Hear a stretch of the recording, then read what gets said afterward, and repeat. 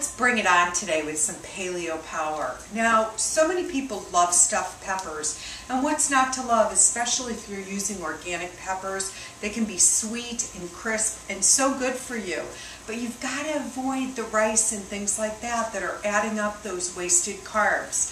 So, today's recipe is brought to you by Geyer's Sausage Kitchen and their organic homemade turkey sausage. It is frying up in the pan, and Warden Farms, which is out of Punta Gorda and at the farmer's market downtown on Saturdays. Beautiful organic fruits and vegetables. So to this turkey sausage that I've browned for about 7 minutes or so at a medium-high heat, I'm going to add a half a minced onion and about 2 cloves of minced garlic. And then I have some fresh organic eggplant, and I'm going to dice that very, very small, because we don't want the bitter bite of it, but we want to make this. We really want to get that filling going.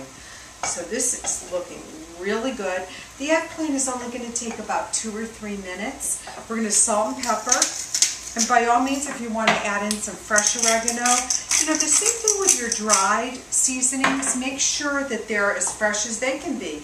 If you can't remember when you bought it, it's time to throw it out and get some new ones. Or better yet, buy in very small amounts, and then you can split them up with friends and share a little, make your own little baggies from it. So let's take some fresh basil out of the garden, and we know that's fresh, right? And put that right in there. And then what we're going to do is I have a little organic sauce. Now, aside from making your own, there are brands, Trader Joe's as a matter of fact, that you can buy that you read the label and it is completely organic. So that's okay if you don't have marinara sauce in the freezer. You can cheat a little bit. Now I have just enough sauce in it to almost make it a binder, but here comes the really good, really good stuff. I'm going to take this from the heat, and I'm going to add some raw goat cheese, because we all know that we're allowed to on paleo. Now we're going to use this a little topper, but this is going to also be a binder, add some creaminess to it that you're just going to love. I'm telling you, sometimes when I'm craving pasta, I don't need anything but this filling with the goat cheese, and I almost, in my mind, I almost had that pan of lasagna I was thinking about.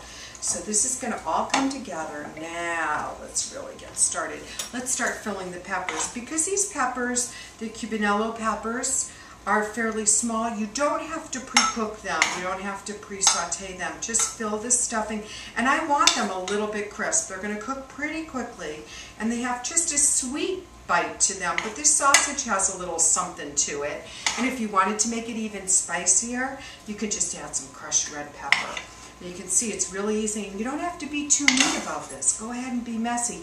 If you had a leftover half a tomato that you wanted to dice up and put it in the peppers, go for it. It's going to be perfect to put this in. And again, this is something if you want to use your spiral, I call it the spiralizer, to make zoodles, which are zucchini noodles or carrot noodles, or if you want to use spaghetti squash. This is just going to be a great topping for all of that. So we have almost all our peppers are full, so let's just finish that up right there. Whoops! Get some more of that delicious turkey base, and I can tell you, this smells so good, and the creaminess of the goat cheese is fantastic. Then what we're going to do is we're going to top it with a little bit more goat cheese, okay? It's going to go in the oven for about 15 to 20 minutes, 350 degrees to 375. I'm going to dot the whole pan with some goat cheese. And don't forget, we have recipes that are online for raw cashew cheese, so you can always make that if you prefer, which is really in place of a ricotta cheese. So that looks pretty good, don't you think? Let's put it in the oven, and in a little bit we have stuffed peppers for dinner and definitely left over for lunch the next day.